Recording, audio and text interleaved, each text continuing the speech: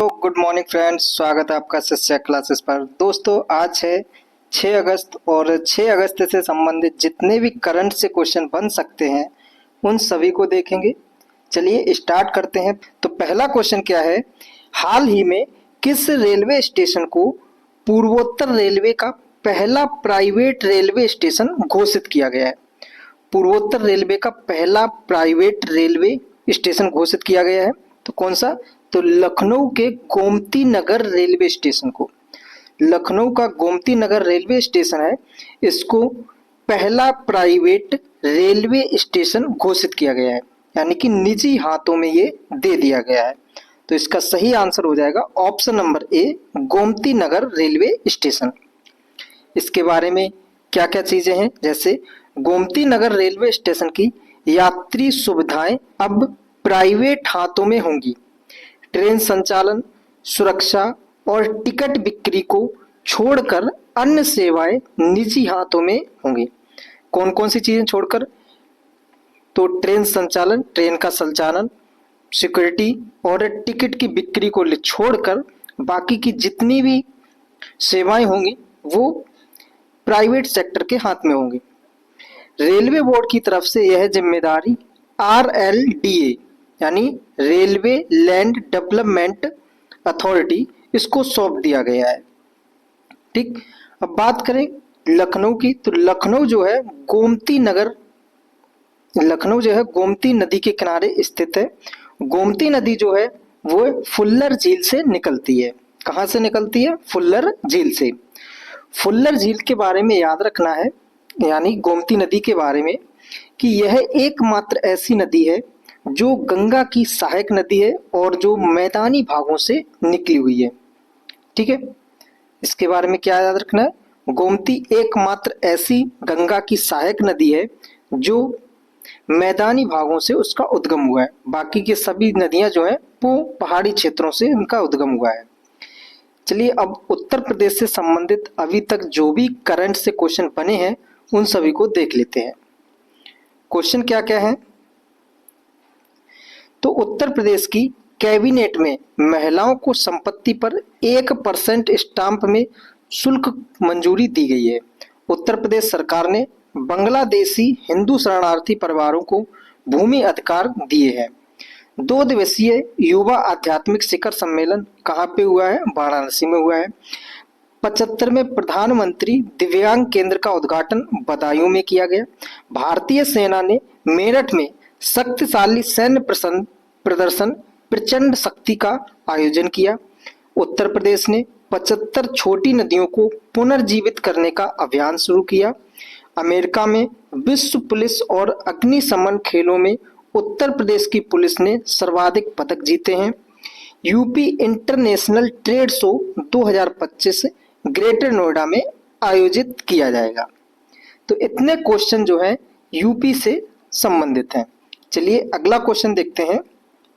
अगला क्वेश्चन भी बहुत इंपॉर्टेंट है। क्वेश्चन क्या है कि आर्द्र भूमि पर रामसर कन्वेंशन की 15वीं बैठक COP15 कॉन्फ्रेंस ऑफ पार्टी कितने नंबर की है? 15वें नंबर की बैठक किस देश में आयोजित की गई है? तो अभी जिम्बाब्वे के विक्टोरिया फॉल्स में, जिम्बाब्वे के विक्टोरिया फॉल्स में रामसर कन्वेंशन की 15वीं बैठक जो है आयोजित की गई है। तो इसका सही आंसर होगा ऑप्शन नंबर सी, जिम्बाब्वे।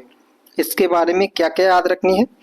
आर्द्र भूमि पर रामसर कन्वेंशन के पक्षकारों के सम्मेलन में COP यानी COP की 15वीं बैठक जो है 31 जुलाई 2025 को जिम्बाब्वे के विक्टोरिया फॉल्स में संपन्न हुई।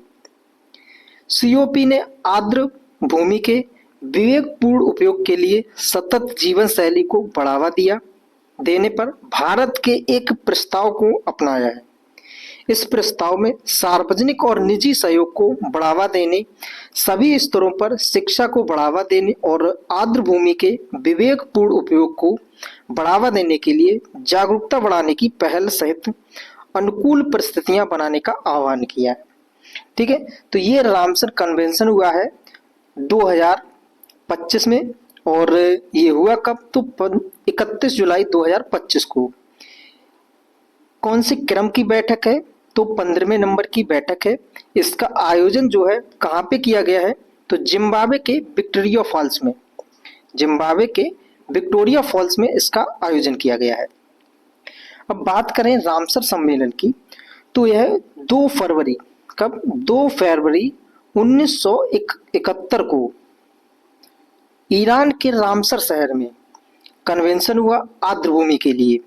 आर्द्रभूमि के लिए कन्वेंशन हुआ, यानी कि उनको संरक्षण प्रदान करना है, इसके लिए हुआ। ठीक। और 2 फरवरी को जो है वेटलैंड्स डे भी मनाया जाता है। जो रामसर साइट्स हैं, इनका उद्देश्य क्या है? कहेंगे सर ये रामसर साइट्स को संरक्षण क्यों दिया जाता है? तो ये बहुत काम किए हैं। क्या काम किए हैं? तो ये जो भी बहता हुआ जल होता है या जो ठहरा हुआ जल है, उससे कार्बन की मात्रा को सोखने का काम करता है, यानी फिल्टर का काम करता है, एज ए किडनी। इसलिए पृथ्वी का किडनी किसको कहा जाता है? तो रामसर साइट्स को कहा जाता है। ठीक है। और यह जो भी जीव जंतु होते हैं उनको ब्रीडिंग करने के लिए स्थान देते हैं, और जो भी पानी होता है वो छन छन के नीचे जाता है। इस वजह से इनके कई सारे उद्देश्य हैं, इनको संरक्षण प्रदान किया जाता है। ठीक। बात करें भारत में वर्तमान में 91 साइट्स हैं, जिसके अंतर्गत अभी वर्तमान में जो सबसे ज्यादा किस्में हैं तो तमिलनाडु में है। ठीक है, रामसर साइट्स की संख्या।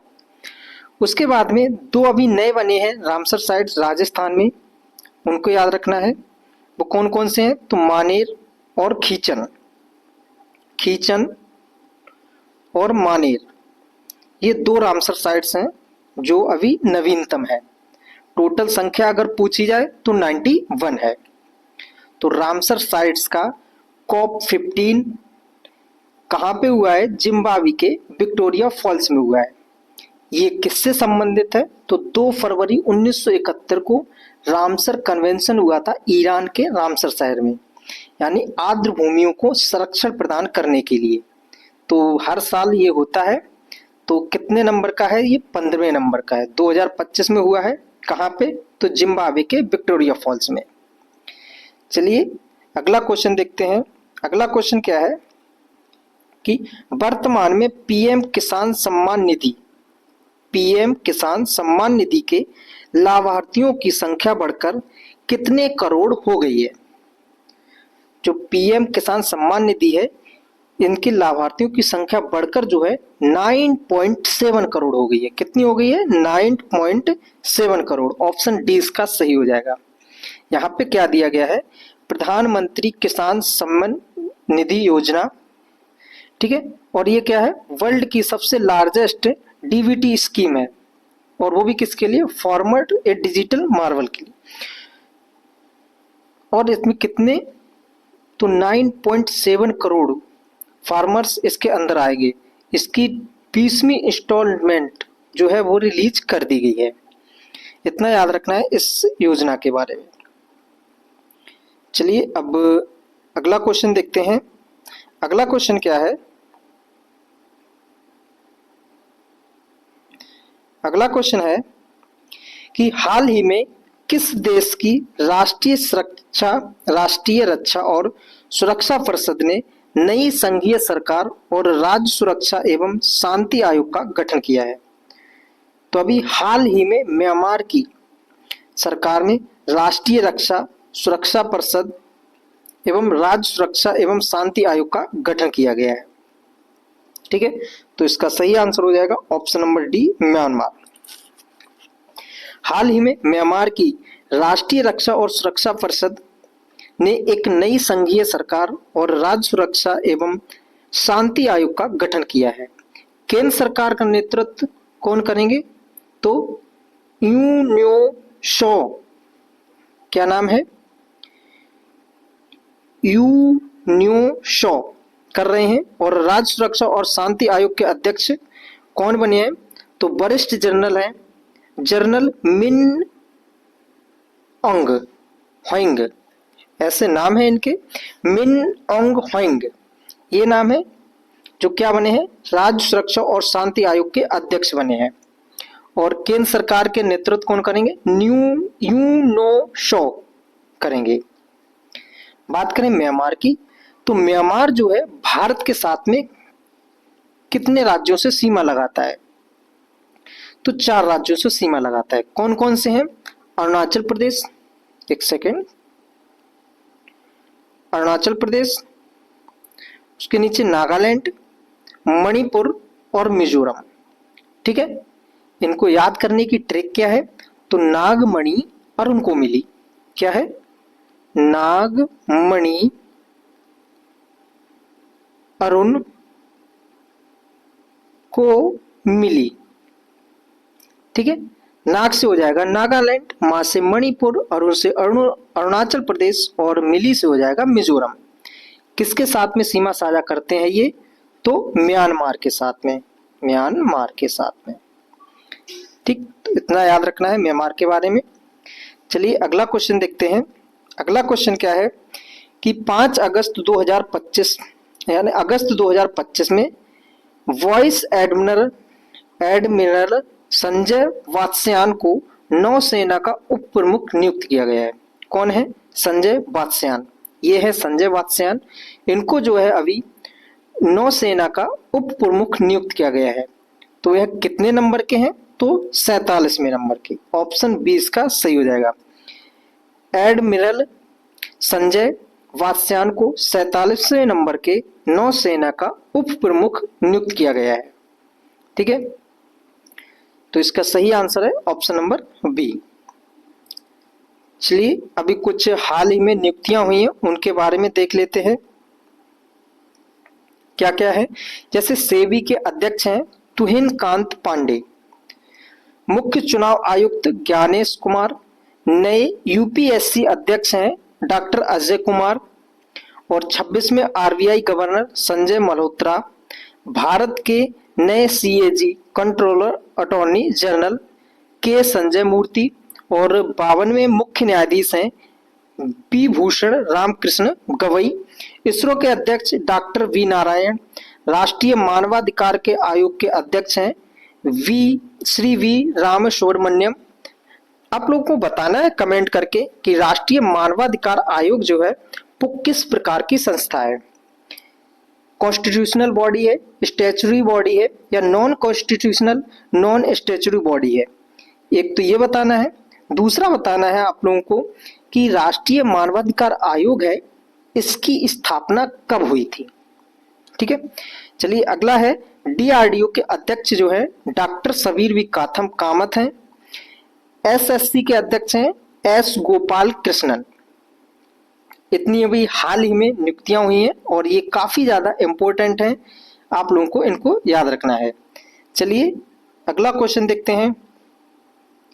अगला क्वेश्चन है कि वर्ष 2024-25 में किस देश को दुनिया का सबसे अधिक खाद्य असुरक्षित देश घोषित किया गया है। तो ऐसा कौन सा देश है जिसको अभी खाद्य असुरक्षित देश घोषित किया गया है? अफगानिस्तान को। ऑप्शन डी इसका सही हो जाएगा। अफगानिस्तान को 2024-25 में दुनिया का सबसे अधिक खाद्य असुरक्षित देश घोषित किया गया है। ये रहा अफगानिस्तान। और अब अफगानिस्तान से यहां से कौन कौन से क्वेश्चन बन सकते हैं उनको देख लेते हैं। देखिए पहला क्वेश्चन बनता है कि अफगानिस्तान के कौन कौन से पड़ोसी देश हैं। ठीक है, तो पहले हैं पाकिस्तान, यहाँ पे ये भारत है। ठीक है, उसके बाद में तजाकिस्तान, उज्बेकिस्तान, तुर्कमेनिस्तान और ईरान। अब यहाँ पे कंफ्यूज कहाँ पे करेगा, तो इन तीनों में उज्बेकिस्तान, तुर्कमेनिस्तान, तजाकिस्तान, इनमें दे देगा वो कजाकिस्तान और कहेगा कि इनमें से अफगानिस्तान के साथ सीमा कौन साझा नहीं करता है। आप लोग प्रीवियस ईयर क्वेश्चन उठा के देखें तो ऐसा क्वेश्चन बना हुआ है। ठीक है, उसके बाद में भारत से क्या बनेगा, तो अफगानिस्तान जो है भारत के साथ में सबसे छोटी सीमा लगाता है। कितना? 106 किलोमीटर। ठीक, तो भारत की सबसे कम सीमा अफगानिस्तान के साथ में लगती है। चलिए अब इसके बारे में इतना ही आप लोगों को याद रखना है। इस क्वेश्चन का आंसर आप लोग समझ चुके हैं। जो सबसे कम असुरक्षित खाद्य में घोषित किया गया है अफगानिस्तान। नेक्स्ट क्वेश्चन को देखते हैं। अगला क्वेश्चन क्या है कि हाल ही में मेघालय अनानास महोत्सव कहाँ आयोजित किया गया है। मेघालय अनानास महोत्सव जो है अभी हाल ही में दिल्ली में आयोजित किया गया है। ऑप्शन ए इसका सही हो जाएगा। नेक्स्ट क्वेश्चन है, हाल ही में किस राज्य ने भूजल निकासी के लिए शुल्क लागू किया है। भूजल निकासी के लिए क्या किया है, शुल्क लागू किया है। भूजल निकासी क्या है, तो जैसे हम बोल सकते हैं ग्राउंड वाटर जो हमारा है वो, जैसे हम लोग नलकूप के माध्यम से जो पानी निकालते हैं बोर करके, उस पे अब क्या कर दिया, शुल्क लागू कर दिया है। क्योंकि अब जो लोग हैं वहां पे पानी की जहाँ पे कटौती होगी, जहाँ पे पानी कम मात्रा में, ग्राउंड वाटर जो है वो लेवल जो है वो नीचे चला गया है, तो उसके लिए आप क्या करेंगे, उसको कंट्रोल करने के लिए उस पर शुल्क लागू किया जाएगा। ठीक है, जिसपे क्या होगा, कंट्रोल होगा। तो अभी हाल ही में कर्नाटक गवर्नमेंट के द्वारा यह नियम लागू किया गया है। ठीक, तो जो ग्राउंड वाटर को निकालने के लिए उस पर क्या पड़ेगा, शुल्क पड़ेगा। तो इसका सही आंसर हो जाएगा ऑप्शन नंबर बी, कर्नाटक। बात करें कर्नाटक की, तो कर्नाटक की राजधानी है बेंगलुरु। ठीक है, और यहाँ पे एक चीज को याद रखना है कि सिलिकॉन वैली किसको कहा जाता है, तो कर्नाटक के बेंगलुरु को कहा जाता है। कर्नाटक का जो बेंगलुरु शहर है वो कहाँ पे, एक ऊपरी पहाड़ी पर स्थित है, यानी पठार पर स्थित है। पूरा कर्नाटक ही पठार पर स्थित है, परंतु ये ज्यादा ऊंचाई पर स्थित है, तो वहां पे पानी की काफी ज्यादा प्रॉब्लम्स होती रहती हैं। ठीक है, अब बात करें कर्नाटक की, तो कर्नाटक जो है, कर्नाटक का पठार जो है दो भागों में बटा हुआ है। इसका पश्चिमी भाग कहलाता है मलनाड और पूर्वी भाग कहलाता है मैदानी भाग। मैदानी भाग, वहीं पे जो मलनाड है इसके दक्षिण में एक पर्वत श्रेणी है, बाबा बुदान पर्वत श्रेणी। कौन सी पर्वत श्रेणी, बाबा बुदान पर्वत श्रेणी। और इस पर दो चोटियां हैं। कौन कौन सी चोटियां हैं, तो एक है ब्रह्मगिरी पर्वत चोटी और दूसरी है कुद्रेमुख। ब्रह्मगिरी पर्वत चोटी और कुद्रेमुख कौन कौन सी हैं, ब्रह्मगिरी जहां से कावेरी नदी निकलती है, और दूसरी है कुद्रेमुख। कुद्रेमुख, कुद्रेमुख जो है यहाँ पे कॉफी के लिए काफी ज्यादा फेमस है, और कर्नाटक जो है कॉफी में पहले नंबर पे आता है भारत में। और दुनिया में पूछा जाए पहले नंबर पे कौन है कॉफी पे, तो ब्राजील है। चलिए अब अगला क्वेश्चन देखते हैं। यहाँ पे कर्नाटक से रिलेटेड कुछ क्वेश्चन है, उनको देख लेते हैं। क्या है कि कर्नाटक के मैंगलोर की छात्रा रेमोना परेरा, कौन है, रेमोना परेरा ने लगातार 170 घंटे भरतनाट्यम करके विश्व रिकॉर्ड बनाया है। अब विश्व रिकॉर्ड तो बनाया है भरतनाट्यम करके रोमेना परेरा ने। आप लोगों से पूछ सकता है कि भरतनाट्यम किस स्टेट का क्लासिकल डांस है, कमेंट करके बताना है। कर्नाटक सरकार ने एक नया देवदासी कानून प्रस्तावित किया है। कर्नाटक सरकार ने दृष्टिबाधित यात्रियों की सहायता के लिए ध्वनि स्पंदन योजना कर्नाटक ने शुरू की है। भारत का दूसरा सबसे लंबा केबल स्टेड ब्रिज कर्नाटक के शिवमोगा में खोला गया है। 78वीं सीनियर राष्ट्रीय एक्वेटिक चैंपियनशिप की पदक तालिका में कर्नाटक शीर्ष पर रहा। कर्नाटक सरकार ने हुक्का बार पर प्रतिबंध लगाया है। कर्नाटक में भारत की पहली निजी हेलीकॉप्टर असेंबली लाइन शुरू की जाएगी। कर्नाटक को टाटा एयरबस हेलीकॉप्टर विनिर्माण इकाई मिली है। इतने कर्नाटक से संबंधित कुछ क्वेश्चन थे। चलिए अगला क्वेश्चन देखते हैं। अगला क्वेश्चन है कि हाल ही में किस राज्य में गाय के गोबर से कपड़ा और बायो प्लास्टिक बनाने की घोषणा की गई है। तो अभी उत्तर प्रदेश गवर्नमेंट के द्वारा घोषणा की गई है कि गाय के गोबर से कपड़ा और बायो प्लास्टिक बनाने की घोषणा की गई है। तो इसका सही आंसर हो जाएगा option number D. Uttar Pradesh सरकार ने गाय के गोबर से कपड़ा और बायोप्लास्टिक जैसे उत्पाद बनाने की योजना पर काम कर रही है। दिल्ली के राम जस कॉलेज की प्रोफेसर हैं डॉक्टर सुचि वर्मा इस योजना की तकनीकी सलाहकार हैं, जिन्होंने बायोप्लास्टिक निर्माण की तकनीकी विकसित की है और इस योजना से प्रदूषण कम होगा और रोजगार मिलेगा। गौशालाएं आत्मनिर्भर बनेंगी। जो गाय है, उत्तर प्रदेश की ये समस्या नहीं, ये हर प्रदेश की समस्या है। जो गाय है वो ऐसे ही खुले छोड़ रही है, मतलब उनके के लिए गौशाला की प्रबंधन किया गया है, परंतु जो गौशाला का प्रबंधनकारी है, एडमिनिस्ट्रेशन जो उनको संभाल रहे हैं, वो ठीक से अपना काम नहीं करते हैं। तो गाय जो है वो इधर उधर घूमती रहती हैं। जब उनके गोबर की कीमत बढ़ जाएगी तो गौशाला में भी उनकी मतलब उनको अच्छे से रखा जाएगा, ठीक है। और उससे जब इससे ये काम होगा तो क्या होगा, तो रोजगार भी बढ़ेगा, मिलेगा और प्रदूषण कम होगा, ठीक। जो हम लोग सिंथेटिक कपड़े पहनते हैं उन पे क्या होगी, और जो गाय के गोबर से कपड़ा बनेगा तो प्रदूषण भी कम होगा। तो ये सब किस गवर्नमेंट के द्वारा किया जा रहा है, तो उत्तर प्रदेश सरकार के द्वारा। चलिए अगला क्वेश्चन देखते हैं।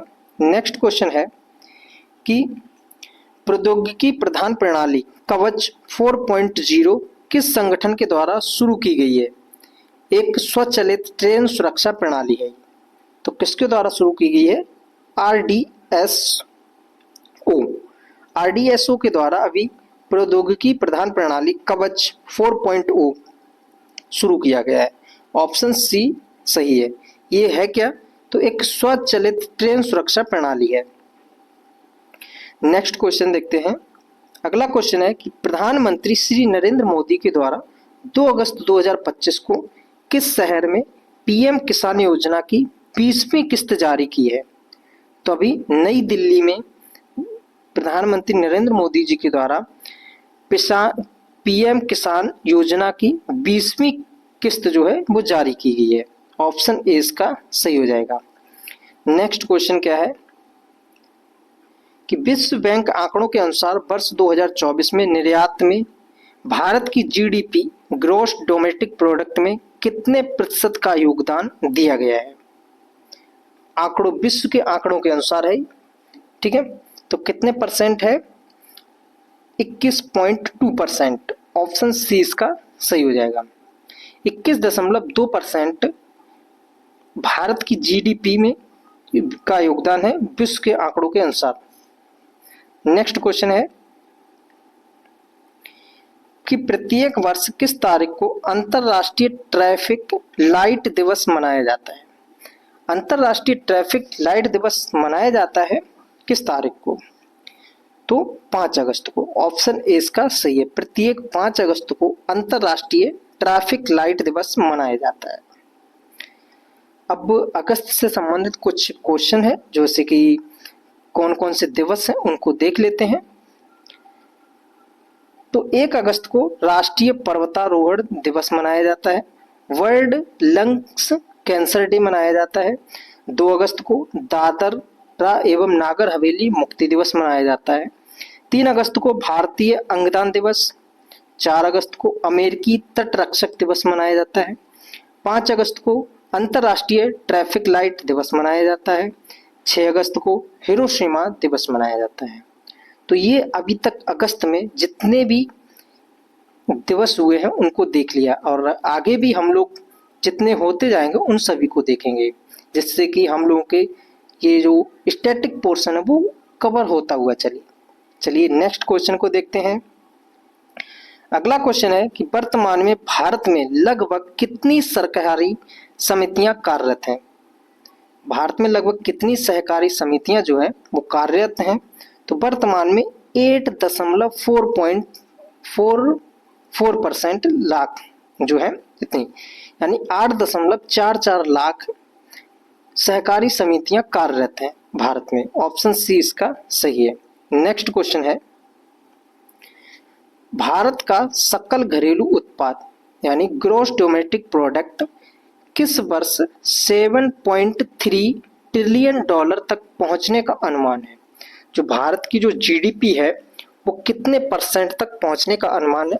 वर्तमान में भारत का कितना है, तो 6.5% है जीडीपी में, और परंतु 7.3 ट्रिलियन तक पहुंचने का अनुमान लगाया जा रहा है।